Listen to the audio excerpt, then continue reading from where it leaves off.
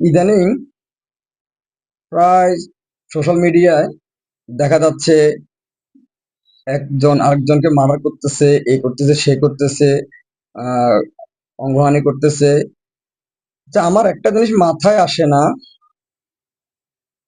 একটা মার্ডারে কি শুধুমাত্র কি একটা পরিবারই ক্ষতিগ্রস্ত হয়, নাকি যে যে ব্যক্তিকে মার্ডার করা হয়েছে সেই ব্যক্তির পরিবার, এবং কি যে ব্যক্তি মার্ডার করছে সেই ব্যক্তির পরিবারও? বরঞ্চ যাকে হত্যা করা হয় সে তো দুনিয়া থেকে চলে যায়, কিন্তু যে হত্যাটা করে সে তো দুনিয়ায় থেকে যায়। আর সে দুনিয়া থেকে গিয়ে সে নিজে কষ্ট পায়নি, তার পরিবারকে কষ্ট দেয়। আহ, মানে সারাটা জীবন যতদিন সে জীবিত থাকে ততদিন একটা লাঞ্ছনা। তাহলে এই মার্ডার কেন? এই মার্ডারটা করে মানুষ কি সাফল্য অর্জন করতে পারছে এ পর্যন্ত? কে কি অর্জন করছে? হ্যাঁ, মানুষের রাগ, ক্ষোভ, গোসা সবকিছু আছে, তাই বলে কি মার্ডার? তাই বলে কি হত্যা? যাকে হত্যা করে তার পরিবারটা যেমন নিঃস্ব হয়ে যায়, যে ব্যক্তিটি এই হত্যার সাথে জড়িত তার পরিবারটা তো নিঃস্ব হয়ে যায়। বরঞ্চ যাকে হত্যা করছে তার সে একজনই মৃত্যুবরণ করে, মেরে ফেলা হয় তাকে।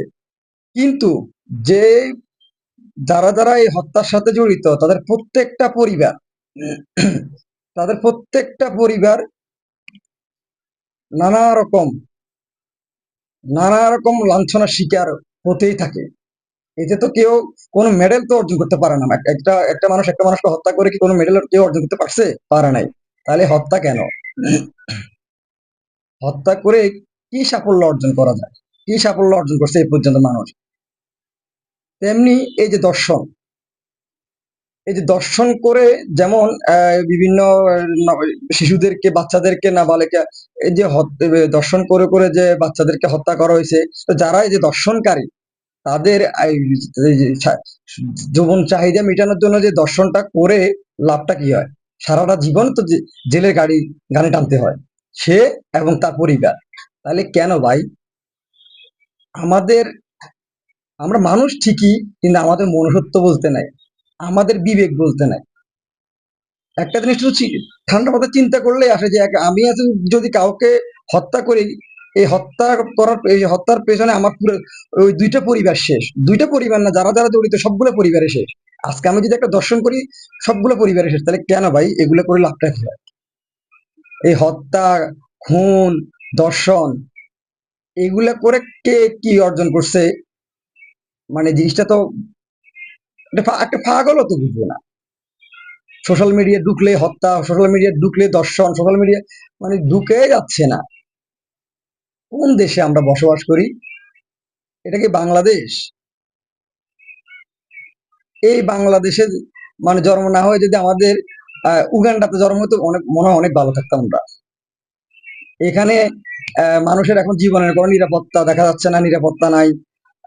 যে যাকে পারতেছে, যে যার সাথে যেভাবে পারতেছে সেভাবে করে যাচ্ছে। কিন্তু প্রত্যেকটা প্রত্যেকটা অপরাধের বিচার আগে পরে হবেই হবে।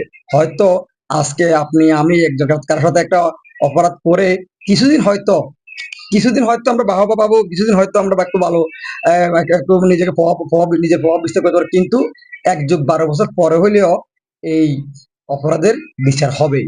তো সেটা যদি আমরা সবাই যদি বুঝতে পারি, জানি, বুঝি, তাহলে তো আমরা অপরাধ থেকে নিজেকে সাধারণত বিরত রাখারই কথা। কিন্তু না, আমরা বাঙালি জাত, আমরা আমাদের বিবেক, ব্রেন ঠিকই আছে, কিন্তু ব্রেনটা আমাদের কাজ করে না।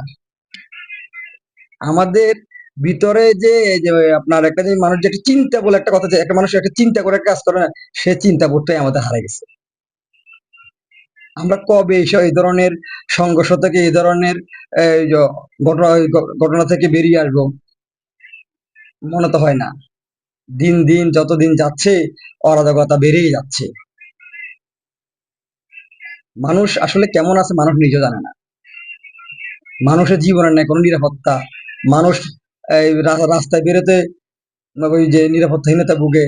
বাসায় বা বাড়িতে পরিবার রেখে যাদের এই যে হাজবেন্ড বাইরে জব করে তারা থাকে সারাক্ষণ আতঙ্কে, কখন কি হয় আল্লাহ মাহবুব জানে।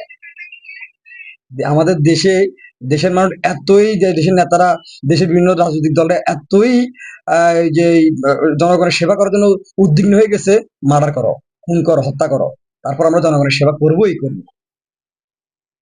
এটাই আমাদের বাংলাদেশ।